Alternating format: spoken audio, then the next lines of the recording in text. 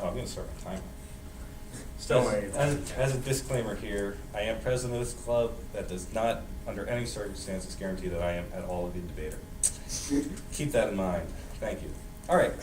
So with this, we come to the topic that we are debating, resolve that standardized tests should be abolished and or replaced. Just as a few clarifications for what we're going to talk about, standardized tests, we say, are by definition something that you can prepare for. And we don't feel that this is a stretch because standardized tests can't differ from year to year. I mean, that's why they're standardized. So we're talking about tests that will stay the same and thus you can prepare for. And what we're going to be focusing on are standardized tests that relate to college or job or graduate occupations. If the opposition would like to bring up standardized tests used to evaluate grade schools and high schools, we could debate that too. But for the purpose of narrowing down the topic of this debate, we're going to focus on those. And so moving on to our first point, we have three main points which we'd like to discuss. First is that standardized testing is unreliable.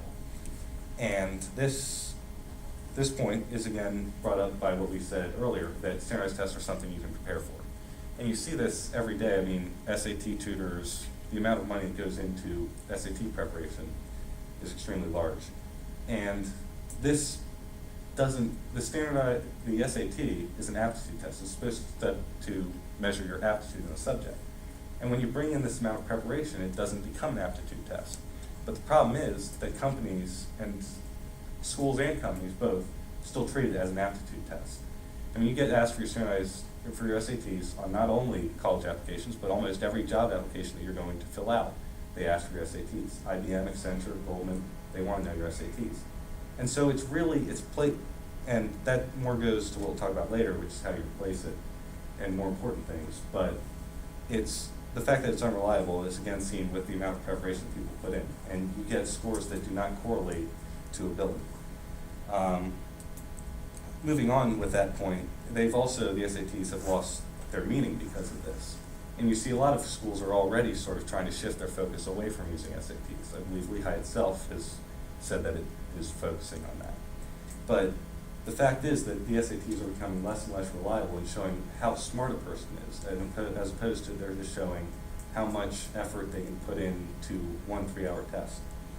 And to this point, we just think that, as the government, that there is way too much emphasis placed on a 3-hour block of time for it to have so much of a meaning in the rest of your life. And we think this is bad for both the students who have undue amount of pressure placed on them, as well as the companies and universities and companies they will end up going to, which we'll get into later. Moving on to the second point, our second point is that standardized tests discriminate. And they do this mainly on the basis of monetary wealth. And again, this brings up the point again where we're talking about the preparation for SATs. And I mean, the more money you have, the more SAT books you can buy, the more practice tests you can take, the more tutors you can hire.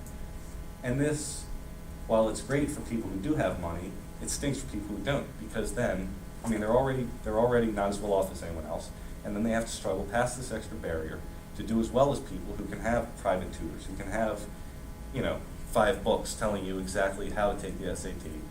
And it doesn't accomplish anything when people are still judging these tests on the basis of being an aptitude test. I mean, again, it's not only money, it's where you live, your social status. I mean, it's everything around you determines this. When the most important thing to keep in mind here, as this is a bit of a subpoint, is that the SATs do not correlate to college or success in life. You can look, there are plenty of studies that show that SATs don't correlate to college GPA. That's not just among different schools, it's also just within a single school. Here at Lehigh, your SATs don't correlate to your grade point average.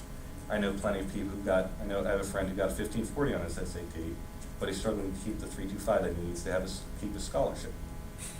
I know people who did not do nearly as well as that on the SAT, but have a 3.9. So, I mean, again, and while those are just two examples, you can see overall that the SATs do not predict success. And this, again, while we're focusing on the SAT, because that's what we are all most familiar with, this still is important for all standardized tests. I mean, all standardized tests sort of follow that same base where you have a test, but it's not reliable. It doesn't provide a solid evidence of how intelligent or how successful someone will be. So finally, moving on here to our third and final point, is that what we, basically, it's sort of our solution, what we offer to be a better way to evaluate people. And that is to basically replace the SAT, or, any standardized test, not just the SAT, but to replace it with an interview and more focused on achievements, what people have actually done. And we as the government believe that this is a much more effective way of showing how successful someone will be at life. Because when you sit down for an interview with someone, you get to know them, you can judge people based on how they interact, how they talk, how they act. I mean, this is what corporations do all the time. While corporations do ask for your SATs, they also provide an interview, and that's where the main focus is. The main focus is on seeing how you can talk, how you can relate to people. And that honestly is how a lot of people succeed in the business world, in the political world, in real life. You don't see people who have 1,600, 2,400 SATs normally sitting at the top of major corporations, because the focus is on how you can relate to other people.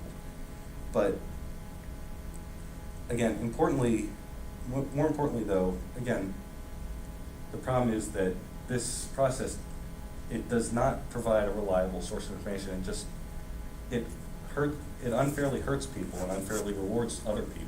Sometimes there's people with money, sometimes there are people who just get lucky and guess right.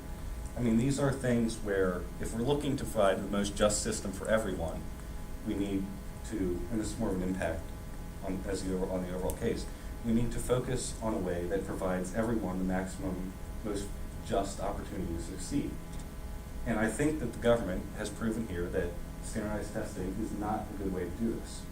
Again, just to reiterate the points, because it's unreliable, it unfairly discriminates against people on the basis of money, luck, if I guess right, plenty of stuff, and that you can judge a person much more effectively based on a personalized interview and looking at what the person has actually achieved in life. So for these reasons, we strongly urge an affirmative decision. Thank you.